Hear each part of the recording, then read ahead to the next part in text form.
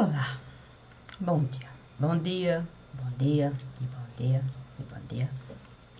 Sempre são 9h45 da manhã do dia 18/11/2024. Hoje é uma segunda-feira, santo Deus. É o terceiro vídeo, é verdade, a luz não está assim tão boa, o sol, estou próximo da janela, por mais que eu tenha me esforçado, mas tudo bem. Eu tenho que terminar o trabalho. Bom, hoje é o terceiro sábado do mês de dezembro e como eu preciso concluir aquilo que Deus esteve a me pedir, vamos sorrir. Sim, Deus me disse que muitas vezes não sabemos como reagir a coisas ruins. Sim, Ele me disse que era preciso eu querer de alguma maneira eu me redimir. Claro que não é tão simples esse entendimento.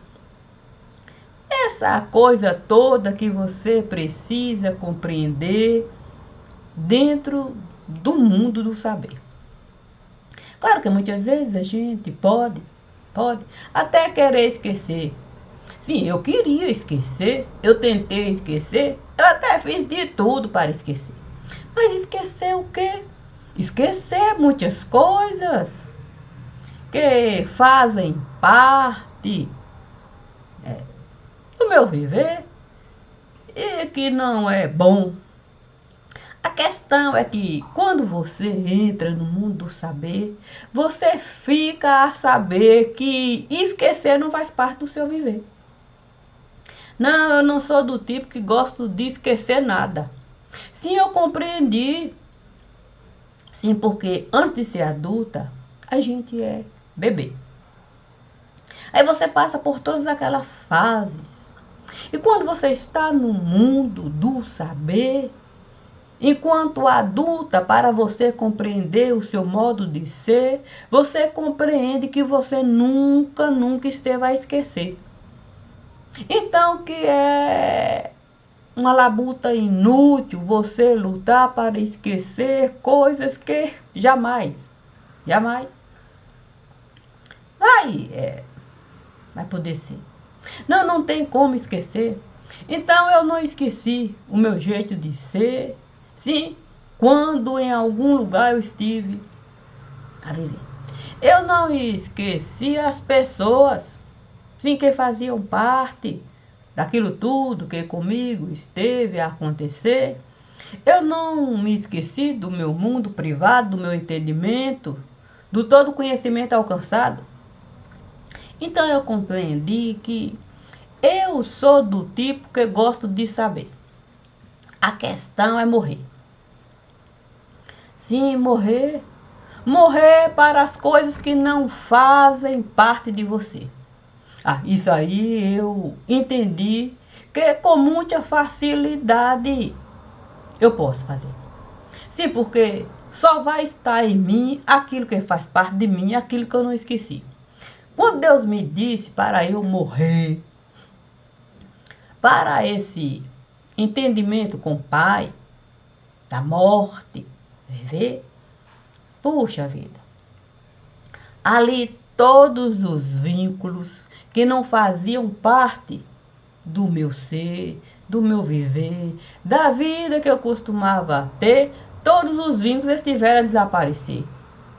Não tinha nada em mim que eu pudesse falar, isso aqui nada.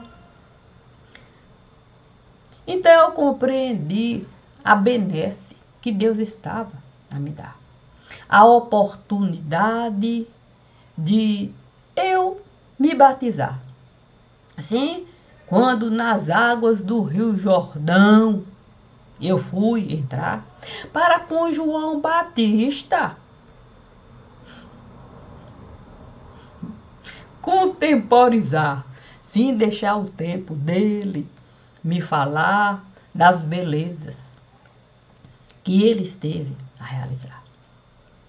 Assim eu pude com João Batista brigar, dizer para ele que tudo aquilo que diziam fazer parte da minha casa, de cunho particular, aquilo tudo era apenas falácia, que eu sabia exatamente quem fazia parte de cada lugar. Portanto, eu sabia os dedos das minhas mãos contar. Eu sabia cada dedo do meu pé identificar. Portanto, nenhum apóstolo poderia fazer parte do meu mundo particular se eu nunca dei guarida para nenhum deles na minha vida está. Claro que o profeta João Batista esteve a questionar, me dizendo que o apostolado era uma beleza e que eu deveria, de fato, a casa do apostolado, visitar, ter uma ideia daquilo tudo. Eu fiquei a imaginar. Se eu mostrasse, sim, o outro lado, sim, que eu estava a enxergar, como é que João Batista iria me tratar? Sim, porque ele estava me dando a visão da casa, do apostolado. O meu pensamento era bastante diferenciado. O problema a ser levantado é que eu jamais iria, de fato, entrar na casa do apostolado. Aquilo não fazia parte do meu mundo privado. Portanto, isso seria descartado. Mas sabe como é que é? João Batista convida o apóstolo Paulo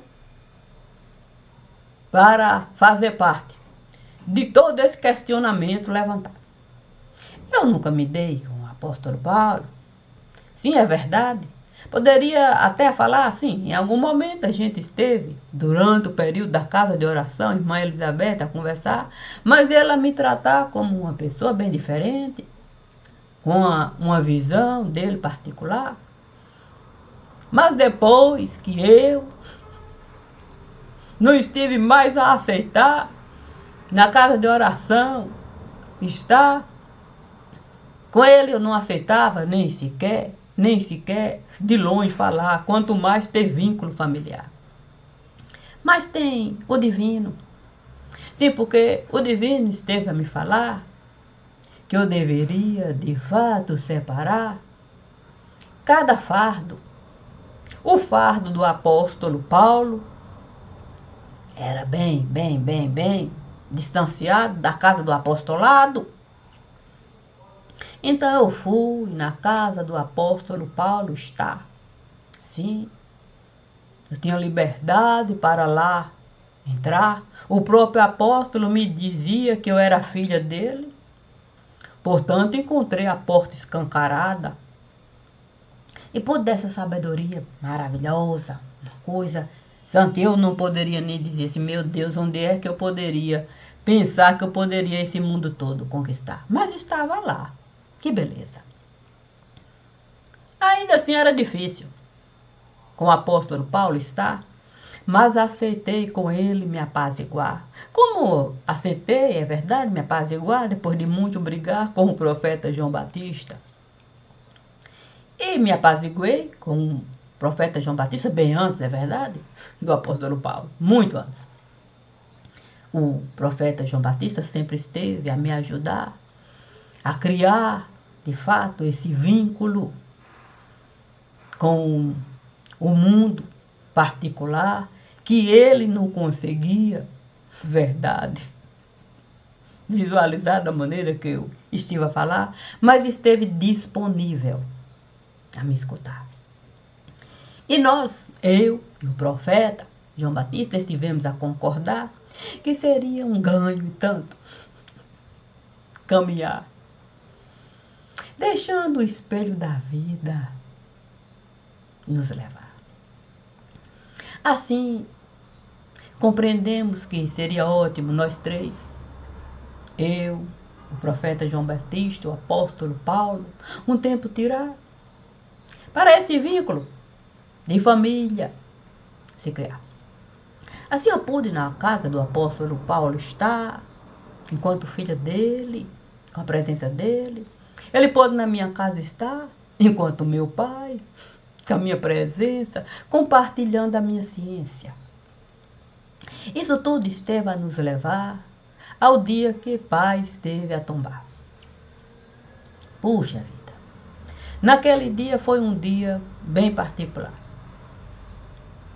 Estando eu a esperar a madrugada, sim, porque a mala eu já havia arrumado, sim, desde maio, quando eu gravei o último vídeo, já com o velório de pai, ali antecipado, já me colocando dentro desse ambiente de dor. Eu arrumei a minha mala e o divino havia já me preparado, que eu teria que, de fato, viver esse legado, já deixar a minha mala arrumada, que eu teria que, de fato, viajar de madrugada. Quando o pai esteve a passar mal e ficou naquele entendimento, vai, vem, vai, não vem, eu resolvi, de fato, algumas coisas da mala tirar. A questão é que o divino me disse, olha, é melhor você deixar a mala do jeito que a mala deve ficar. Nada vai mudar. De madrugada você vai acordar e a estrada você vai pegar. E você não precisa se desgastar. Então eu peguei a mala e coloquei onde a mala deveria ficar, preparada para a madrugada. E foi conforme o divino esteve a falar. Foi terrível aquilo lá. Ter que arrumar a mala antes, saber que a madrugada iria chegar. E o divino só não me disse o dia. Mas no domingo, sim, último domingo de vida de pai, domingo que ele ainda estava lá na Palmeiras, o divino me disse para eu não levar os meus filhos, em hipótese alguma. Ele me disse, seja lá o que você tiver que realizar, não leve os seus filhos. Não é uma coisa simples, mas os seus filhos devem ficar distantes daquele lugar. E assim eu fiz. Porque lá estava eu, o apóstolo Paulo e o profeta João Batista, no buraco, a esperar seu Agileu da Silva Franco. Que dia difícil. Que dia difícil. Mas sem poder chorar e lamentar, respeitando o que Deus esteve a me falar, eu pude, de fato, 2 pais no buraco encontrar. Meu pai, aqui desse lugar, e aquele que esteve disponível a minha certidão tirar, para toda uma proteção em mim, se criar. O apóstolo Paulo. Puxa vida. Você poder ter a felicidade de compartilhar 2 sentimentos bem diferenciados, que pai, santo Deus. Seu Agileu não era assim? No palavreado, requintado. O apóstolo Paulo com um palavreado tão requintado, tão requintado, tão requintado, que eu pude, de fato, me ver assim de ambos os lados. E pude abraçar os 2. A questão é você poder mesmo, se desdobrar. Você poder trazer esse entendimento de mundo particular e poder na balança colocar. Com os dois pratos. O lado daqui e o lado de lá. Pai, com o corpo a apresentar a dificuldade que iria a vida lhe tirar, e o apóstolo Paulo me dizendo para eu apenas deixar ele entrar nesse mesmo sepulcro e vivenciar a dor de pai. Trazer para ele esse compromisso com o pai.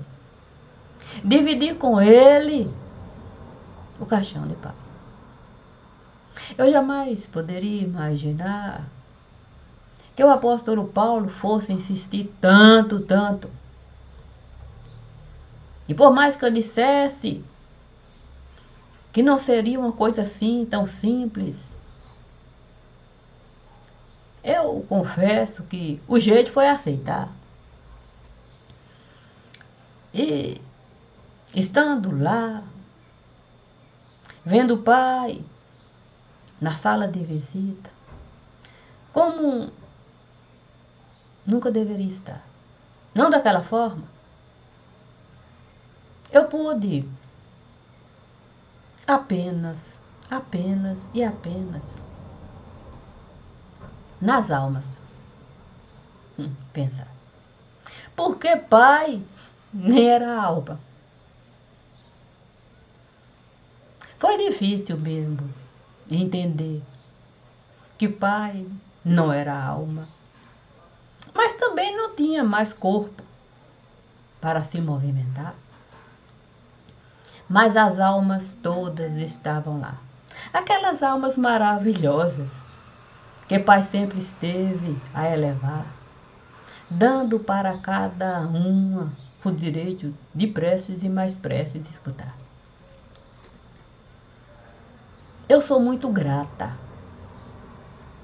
a todos, ao profeta João Batista, ao apóstolo Paulo, à família sagrada, ao divino e todos os amigos, tanto os amigos do apóstolo Paulo, tanto os amigos do profeta João Batista. Mas eu não tenho nenhum tipo de vínculo com o apostolado. Isso ficou claro, tanto para o profeta João Batista, quanto para o apóstolo Paulo. Portanto, os vínculos que estavam sendo criados no sepulcro que pai estava sendo jogado, todos os vínculos ali estavam sendo criados de um modo um tanto quanto inusitado. A gente tinha que tirar pai do buraco. Travar uma luta. Uma batalha. Eu pensei mesmo que seria insuportável. Mas o divino me disse que eu deveria acreditar naquele que iria me dar a única maneira do apostolado, de uma única vez, e para sempre eu me livrar. A questão é que uma coincidência ímpar esteve mesmo ali a se dar. Sim, porque dentro do mundo Messias tem um ressuscitado. Eu não contava com a presença do ressuscitado. Ali estava o profeta João Batista, o apóstolo Paulo, e o dito apostolado, assim, um tanto quanto mais recuado. mas todos no mesmo buraco. Que pai estava sendo jogado. Cada um carregando, é verdade, o seu próprio legado, o fardo. Mas quando estava lá no quarto, tentando um pensamento encontrar para sair do quarto e ter que transitar um pouco ali na casa, eu tinha que aproveitar o horário que a família não estava, porque durante todo o período que a família estava, os netos de Dona Eurides, aquele povo lá dela, eu tive que ficar no quarto. Eu só pude sair do quarto de madrugada, quando já a família de Dona Eurides, os netos lá dela já não estavam mais. Aí eu pude sair do quarto, ficar lá. Quando o dia estava clareando, ali eu me recolhi no quarto e entrei no quarto, com medo da netaiada chegar e ser aquele incômodo para... Sabe como é que é? Aí eu estranhei um povo falando. E a Milton veio me falar, teve a curiosidade de abrir a porta do quarto para ver o que estava a se passar. Era o padre que veio a alma de pai encomendar. E a Milton me disse, é o padre. Eu saí correndo para poder. Me deparei com o ressuscitado. O ressuscitado tão acabado. O irmão Lázaro. Eu não tive nem como duvidar. Sim, eu poderia dizer, santo Deus, por que que o ressuscitado... Da dor que ele estava a carregar. Eu não pude duvidar da dor do irmão Lázaro, não. Na hora da prece, o padre buscou a ressuscitação do irmão Lázaro para ali a palavra ofertar. Estava apenas Hamilton, eu, Dona Eurides e a Gilã. Ali, enquanto família. E o padre delicadamente falando do irmão Lázaro, da passagem. Eu olhei profundamente para o irmão Lázaro, vulgo Bertiliotti, porque esse era o nome que ele usava na casa de oração Irmã Elizabeth. Eu pude dele me apiedar. Eu senti tanta pena, compaixão do irmão Lázaro, que eu desejei mesmo ele daquele buraco tirar. Pensei em não ser justo. Pela dor que ele estava a carregar. Não viu o apóstolo Paulo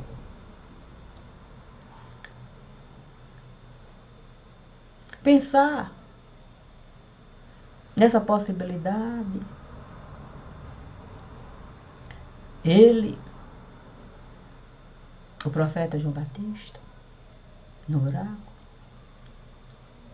O apostolado, nenhum movimento esteve a realizar para acolher o irmão Lázaro, pela aquela dor profunda que ele estava ali diante do caixão de pai. Santo Deus. Graças e graças. Há um pensamento ali nos dado pelo Padre. Eu pude pegar o irmão Lázaro nos braços e dizer para ele que era bom ele sair do buraco. Que o buraco ficaria profundo e raso para todos aqueles culpados. Por pai ter sido jogado de um modo assim tão complicado. Mas o irmão Lázaro me disse que não seria razoável ele sair do buraco, ele abandonar o fardo, que ele ficaria ali, do meu lado, junto com o profeta João Batista e o apóstolo Paulo, que era preciso ele sentir esse compromisso, esse vínculo com ele mesmo criado.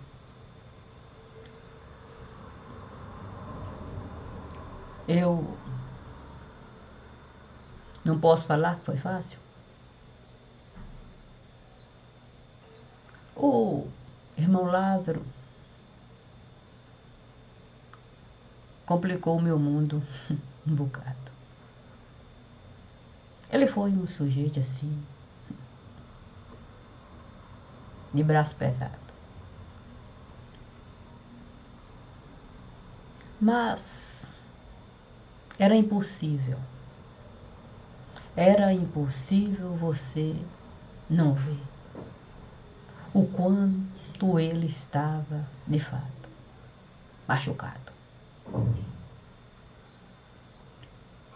Eu pude ver que o irmão Lázaro esteve a se colocar no lugar, sim, daqueles personagens lá do tempo do profeta Elias, que estiveram a se cortar, se cortando, esperando por Deus, dele se manifestar. A cena era aquela. O irmão Lázaro a se cortar, numa cena tão lamentável, que eu pude olhar para o profeta João Batista e ver o Elias se manifestar, me pedindo para o sangue do irmão Lázaro eu apenas enxugar. Se eu pude o sangue do irmão Lázaro num momento tão difícil enxugar, eu posso o sangue da família de pai amar. O sangue, esse sangue que eu estive a compartilhar com os 2 filhos que a vida esteve a me dar. Sendo um filho reconhecido por mim como legítimo filho do irmão Silas, o amigo do apóstolo Paulo. Ele não gosta, é verdade que eu diga isso, mas eu não posso tirar de mim o direito desse vínculo com o irmão Silas criar, só porque meu filho não gosta de escutar. Mas, em respeito, gratidão a tudo que o irmão Silas fez por mim e faz, hoje, sendo um dia tão particular, eu devo de fato falar que eu sou grata por ele em meus braços colocar alguém assim, com um mundo tão particular, e poder sempre buscar uma linha de pensamento para com o meu filho estar, para poder criar um vínculo particular, já que todos os vínculos estiveram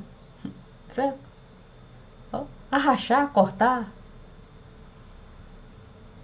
quando Cássia esteve a tombar para no caixão com o pai dela estar.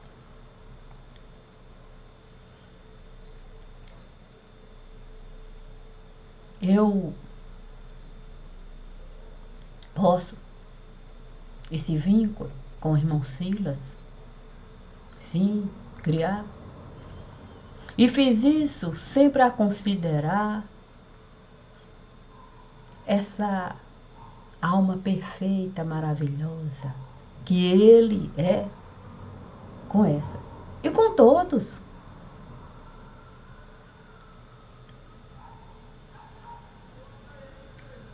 Eu não posso falar que é simples você não ter vínculo.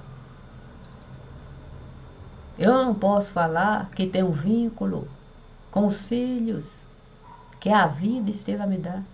Se eu tivesse deixado o vínculo, eu não teria a oportunidade de tirar pai do buraco que estivera a jogar.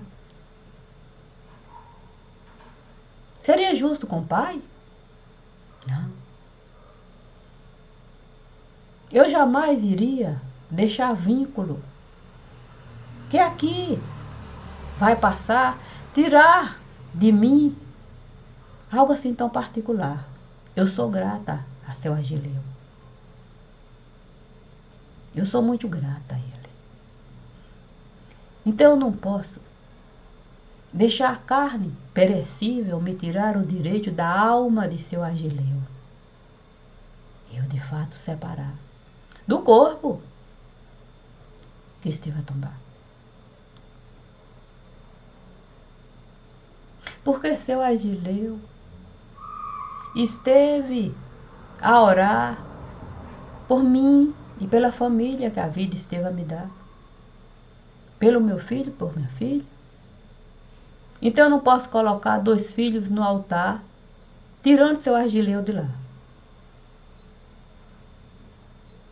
Seu Agileu, meu pai, ele está no altar. Os meus filhos também estão lá. Mas preciso separar, sim, cada coisa no seu devido lugar. Nesse momento, o seu Agileu é o centro do altar. Os meus 2 filhos, eles podem ser 2 castiçais para a vida de seu Agileu, cada um celebrar. E como eu desejo muito, muito, muito a vida de seu Agileu celebrar, entreguei os meus filhos, cada um para quem pode deles, nesse momento, cuidar. Porque o irmão Silas, eu tenho plena certeza de que sempre esteve a cuidar, o filho que a vida esteve a me dar. E 100% vai continuar. E a minha filha, encontrei braços perfeitos, porque ele mesmo esteve a se ofertar. O apóstolo Paulo? O apóstolo Paulo me disse que eu pudesse me tranquilizar, nesse momento me dedicar ao sangue de Pai, que ele iria 100% se dedicar a quem ele esteve apadrinhado. Portanto, nada pode me prender a nenhum lugar. Porque se eu confio em Deus e naqueles que Deus esteve a me enviar para do apostolado e seus coligados eu me livrar, eu 100% estou a confiar. Nenhum apóstolo de mim vai mais se aproximar. Nem eles, nem os coligados deles, que não são poucos, é verdade. Eu estou livre. Eu estou livre da casa do diabo, da casa do apostolado. Não me importa o que as pessoas vão pensar. O que me importa mesmo é todo o mal que o apostolado e os seus coligados estiveram a me causar. Portanto, eu posso da casa do diabo me livrar. Porque eu não tenho nenhum vínculo com aquela casa. E nem com o mundo que eles estiveram a criar. Estou livre.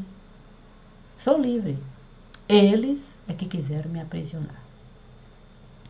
E como o divino me pediu para o ano terminar, no mês de dezembro, o sábado, para cada sábado aqui gravar, eu escolhi, de fato, falar dos meus sentimentos. Não tenho ódio. O que eu tenho pelo apostolado e pelos seus colgados é asco, é nojo. É apenas isso. Para mim, eles são como vermes. Esse pensamento eu não estive a mudar. Eu sempre estive a falar. O profeta João Batista, o apóstolo Paulo, eles sabem que eles não quiseram escutar, nem ver o meu lado. Mas agora que eles viram o meu lado, que eu tenho o direito de me pronunciar, sendo livre, para eu de fato o sangue de Pai levantar, eu me sinto aliviada. Eu tenho nojo daquela casa. Portanto, estou aliviada, liberada, libertada. Porque eu carreguei